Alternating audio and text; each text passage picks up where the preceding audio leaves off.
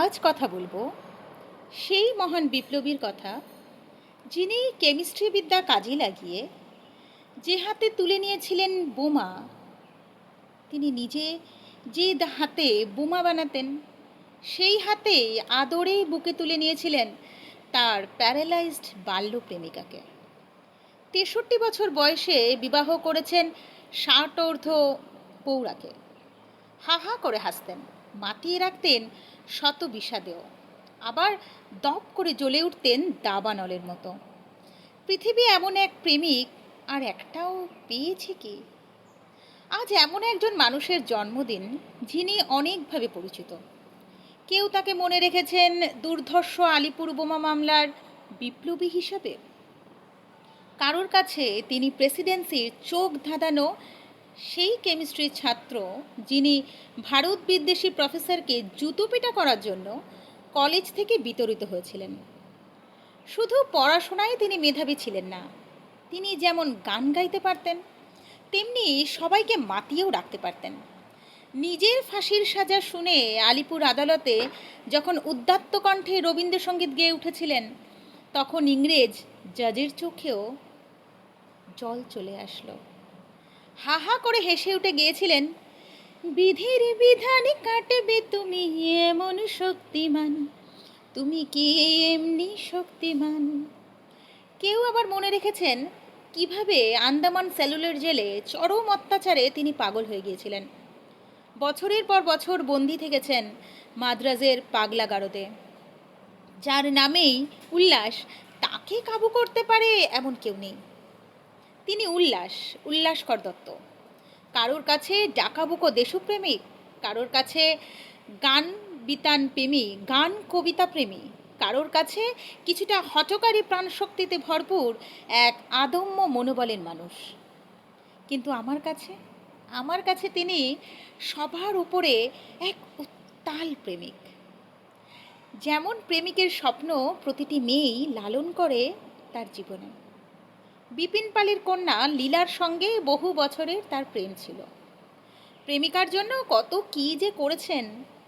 শিবপুরের বাড়ি থেকে খেজুর রসের হাড়ি মাথায় করে নিয়ে টানা হেঁটে গেছেন লীলাদের সুকিয়া স্ট্রিটের বাড়িতে।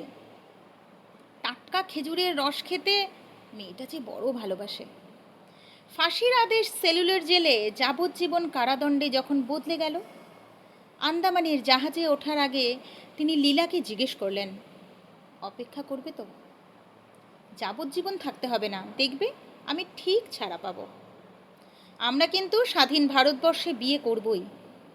এগ্রিকালচারের উঁচু ক্লাসের ছাত্রী লীলা বলেছিল, আমি তোমার জন্য অপেক্ষা করব। দিনের পর দিন কেটেছে, মাসের পর মাস, বছরের পর বছর।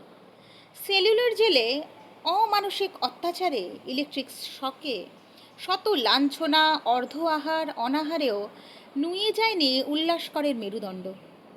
লীলার চিঠি এসেছে, তিনিও চিঠি লিখেছেন, স্বপ্ন দেখেছেন কোনো একদিন লীলা তার হতেই হবে। লীলাও লন্ডনে চলে গেছে, ফিরে এসে একাধিক চাকরি নিয়েছে। বয়স 30 পেরিয়েছে।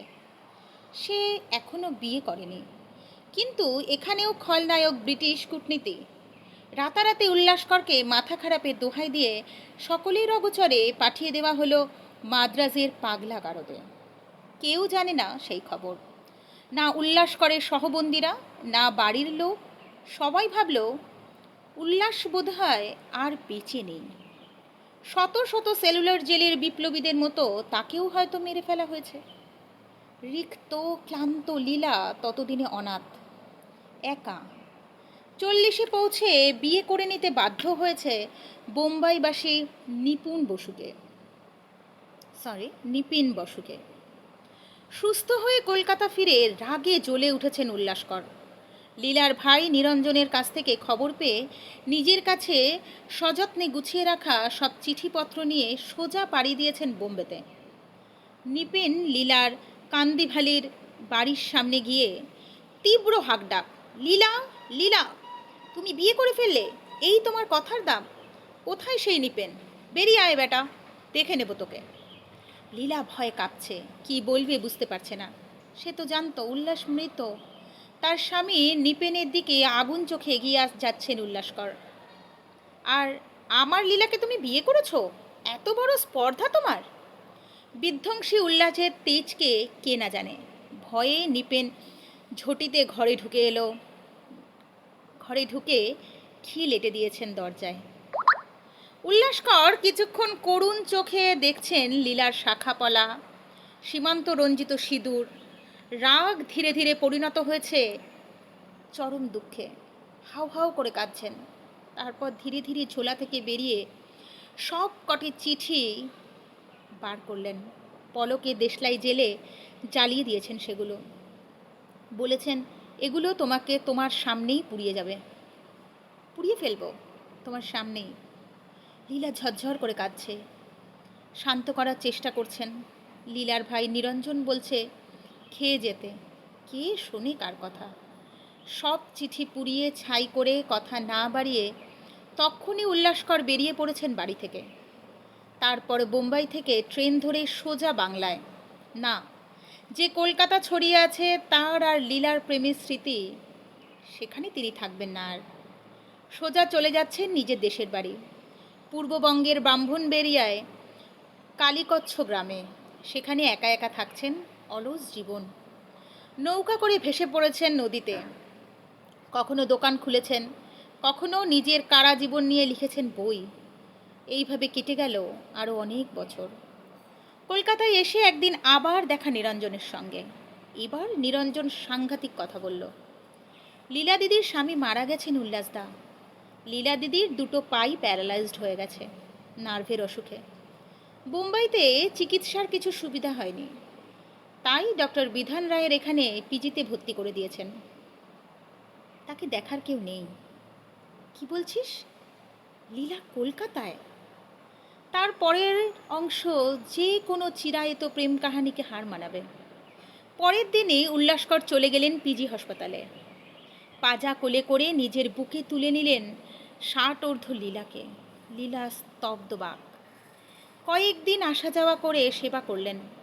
তারপর একদিন ঘোষণা করলেন, আমি লীলাকে বিয়ে করবই। বন্ধুবান্ধবের শত আপত্তি, শত বোঝানোতেও টলানো গেল না তাকে। উল্টে রেগে গেলেন। লীলা তো তারই, তিনি ওকে দেখবেন না তো কে দেখবে লীলাকে? অবশেষে 63 বছর বয়সে তিনি বিয়ে করেছেন তার লীলাকে। বিয়ের রেজিস্ট্রেশনে লীলা বিধবা পরিচয় দেখে তেলে বেগুনে জ্বলে উঠেছেন। তার লীলা কিশোরী, সে তার বউ, অন্যের বিধবা হবে কেন? ওই নিপেনের সঙ্গে বিয়েকে তিনি বিয়ে বলে মানেনি না। অনেক বুঝিয়ে সুঝিয়ে তাকে শান্ত করা হচ্ছে। ততদিনে দেশ স্বাধীন হয়েছে, কিন্তু ঘৃণা ভরে তিনি প্রত্যাখ্যান করেছেন স্বাধীনতা সংগ্রামের পেনশন ভাতা। নিচ্ছেন না সরকারের থেকে কিছুমাত্র সুবিধা, না রাজনীতির কোনো পদ, না কোনো কিছু, না কোনো ক্ষমতার লোভ, না অর্থের লোভ, না খ্যাতির লোভ। কিচ্ছুই ছিল না তার। সবার চোখের আড়ালে চলে গেছেন তিনি।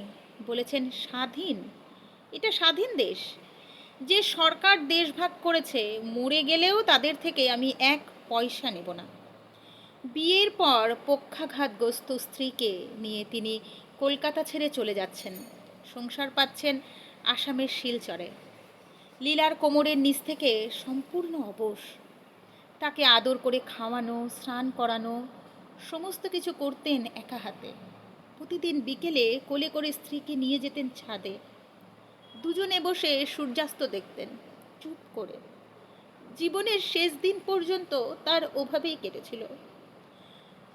তার মারা যাওয়ার কয়েক বছর আগে মারা গিয়েছিল লীলা।